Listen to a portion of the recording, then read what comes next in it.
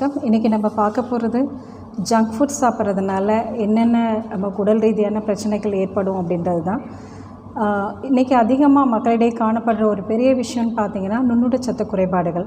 இந்த நுண்ணூட்டச்சத்து குறைபாடுகள் ஏற்படுறதுக்கு நம்மளோட உணவு பழக்க வழக்கங்கள் மட்டும் ஒரு காரணம்னு சொல்ல முடியாது. ஏன்னா நம்ம தமிழ்நாட்டை பொறுத்த வரைக்குமே ஒரு நல்ல உணவு பழக்க வழக்கத்தோடு தான் இருக்கும்.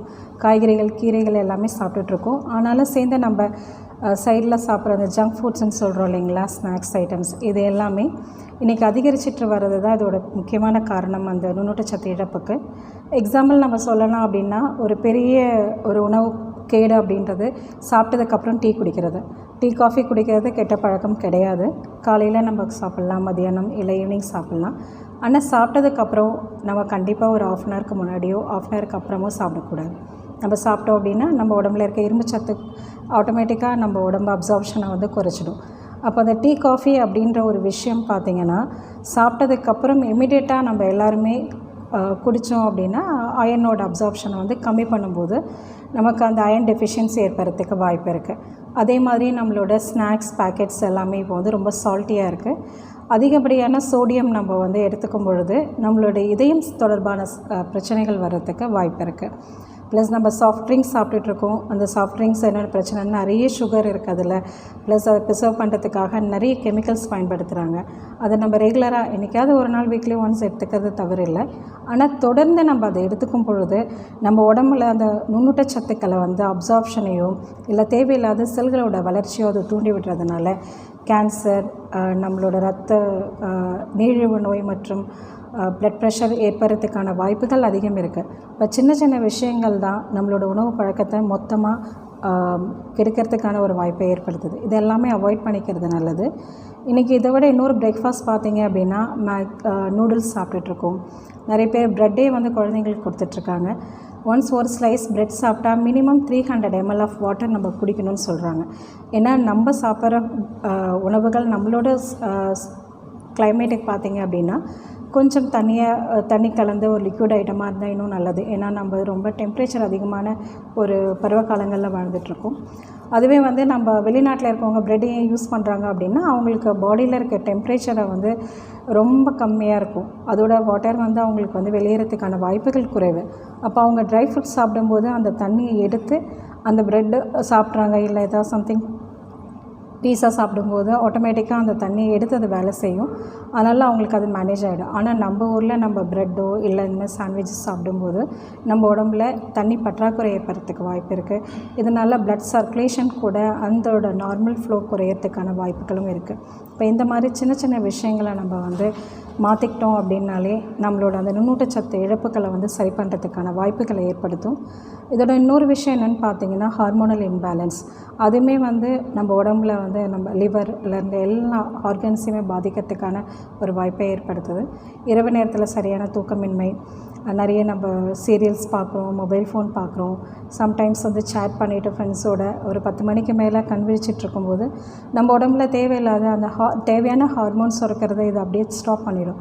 முடிஞ்ச அளவுக்கு 9 to 10 அந்த டைமிங்குள்ளே தூங்கிட்டு மார்னிங் ஒரு 5 o'clock எழுந்திச்சிங்க அப்படின்னாலே பாடி வந்து தனித்தானே ரெஃப்ரெஷ் பண்ணிவிட்டு ஆட்டோமேட்டிக்காக காலையில் எழுந்துச்சி அதோட வேலையை பார்க்க ஆரம்பிச்சிடும். இந்த சின்ன சின்ன விஷயங்கள் நம்ம கேப் விடுறதுனால என்ன ஆகிடுதுன்னு பார்த்தீங்கன்னா அந்த இரவு நேர தூக்கம் தள்ளி போகும்போது ஹார்மோன்ஸ் சரியாக சுரக்க முடியாமல் நிலை, தைராய்டு ப்ராப்ளம் வர்றதுக்கு, பான்க்ரியாஸில் இன்சுலின் சுரக்காமல் போகிறதுக்கு, நம்மளோட பிட்யூட்ரி சுரப்பிகள் சரியாக வேலை செய்யாமல் போகிறதுக்கு, ஈவன் நம்மளோட கண்கள் நல்ல தூக்கமின்மை இல்லை அப்படின்னா கண் சோர்வடைஞ்சிடும். இந்த மாதிரி நிறைய ஃபிசிக்கல் ப்ராப்ளம்ஸ் வந்து ஃபேஸ் பண்ண வேண்டியிருக்கும்.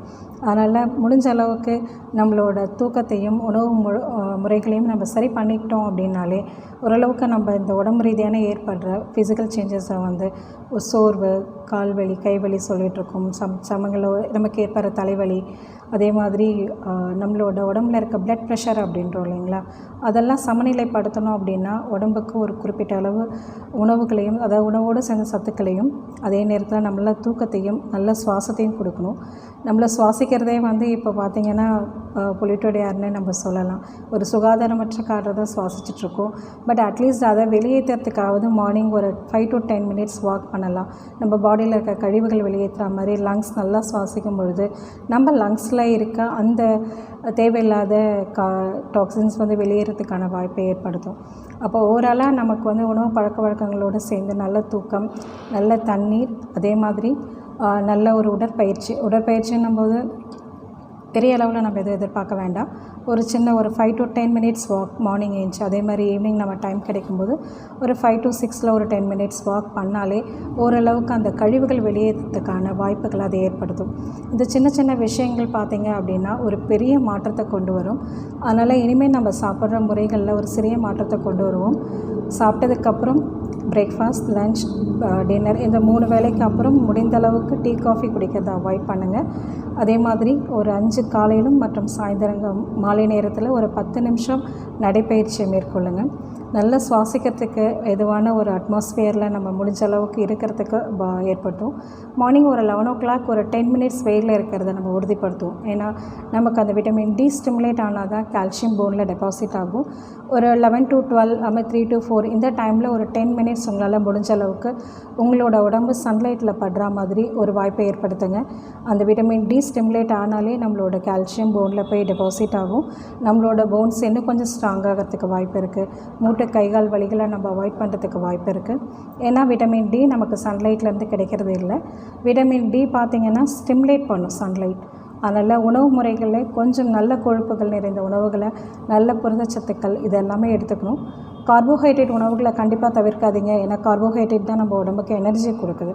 அதனால் ஒரு குறிப்பிட்ட அளவு நமக்கு தெரியும் இல்லையா, இவ்வளோ எடுத்துக்கிட்டால் நமக்கு போதும் அப்படின்ற ஒரு குறிப்பிட்ட அளவு இருக்கும்.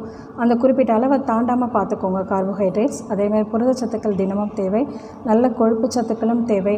அதுக்காக நம்ம நெய், எண்ணெய், கடலெண்ணெய், நல்லெண்ணெய் பயன்படுத்தலாம். அது இல்லாமல் சீஸ் இந்த மாதிரி வந்து ப்ராசஸ்டு ஃபுட்டை வந்து அவாய்ட் பண்ணுறது ரொம்ப நல்லது. இந்த மாதிரி சின்ன சின்ன விஷயங்களை வந்து உணவு முறைகளை மாற்றத்தை ஏற்படுத்தும் பொழுது அது பெரிய அளவில் நல்ல விளைவுகளை நம்ம உடம்புல ஏற்படுத்தும்.